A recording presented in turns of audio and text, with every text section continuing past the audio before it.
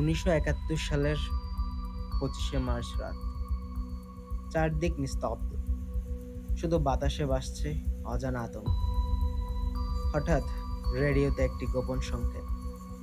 The clock is ticking, the clock is ticking. এই কথাটি যেন পুরো ইতিহাস বদলে দিল। সেই সংকেত ছিল গোপন অপারেশন অ্যাম্বারের শুরু। ঢাকার গোপন সেলে তৈরি হচ্ছিল একদল সাহসী তরুণ, যাদের মধ্যে একজন ছিলেন নাম না জানা এক রিকশাওয়ালা, যার কাজ ছিল শুধুই একটি চিঠি পৌঁছানো। চিঠিটা ছিল কোডেড। ভেতরে লেখা ছিল রিভার ফ্লোস এট ডন, আর তার মানেই বুড়িগঙ্গা দিয়ে অস্ত্র আসবে।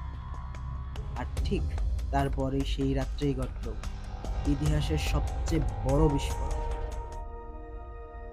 গরিলা বাহিনী সেই সংকেতের উপর ভিত্তি করে হানা দেয় পাক সেনা কেন্দ্র।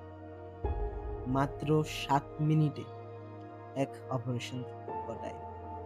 ধ্বংস হয় ৫টি অস্ত্রভান্ডার। সেই রাতেই বদলে যায় যুদ্ধের মোড়। তবে জানা সবচেয়ে অবাক করা কথা, সেই রিকশাওয়ালার নাম আজও কেউ জানে না।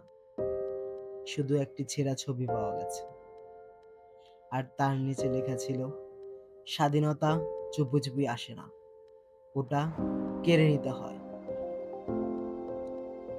আজ যখন আমরা স্বাধীন দেশে নিঃশ্বাস নেই, ভুলে যাই সেই গোপন বার্তাগুলো, হারিয়ে যাওয়া নায়কদের, আর সেই মুহূর্তগুলো যা না ঘটলে হয়তো আজ আমরা থাকতাম না এই বাংলাদেশে। একটি গোপন সংকেত, একটি অজানা নাম, একটি রাত, এবং এক নতুন ইতিহাস।